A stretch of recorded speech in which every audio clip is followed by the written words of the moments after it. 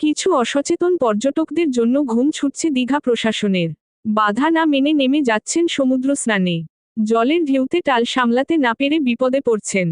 নুলিয়ারা জীবন বাজি রেখে সমুদ্র থেকে তাদের উদ্ধার করছেন। পরপর দুদিন এরকমই ঘটনা ঘটল।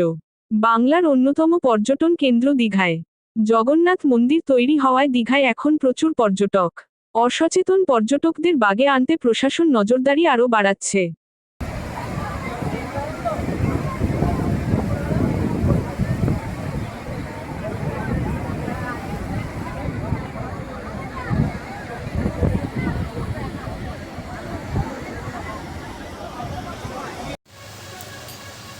আজকে সকালবেলা দীঘার সমুদ্র দেখতে পাই একটা মেয়ে 21 থেকে 20 বছর মেয়ে সমুদ্র থেকে নেমে করতে যাচ্ছিল, কিন্তু তাদের পরিবারকে কাউকে দেখতে পাওয়া যাচ্ছে না।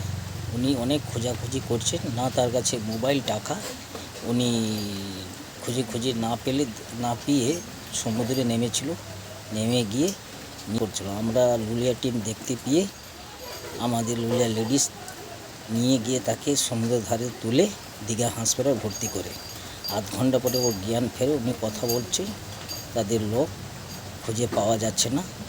সেই জন্য প্রচুর টেনশনে পড়ে গেছিলো, না মোবাইল না টাকা। উনি কী জন্য মানসিকতা না কী জন্য একটা বিশাল চিন্তাতে আমরা উদ্ধার করে দীঘা হাসপাতালে ভর্তি করেছি। আধ ঘন্টা পরে ওর জ্ঞান ফেরেছে, খুব ভালো আছে। দীঘা থানা আমরা ফোন করে জানিয়েছি, ডাক্তারবাবুর চিকিৎসা করছেন। আমার নাম রতন দাস, দীঘা থানা সিভিল ডিফেন্স।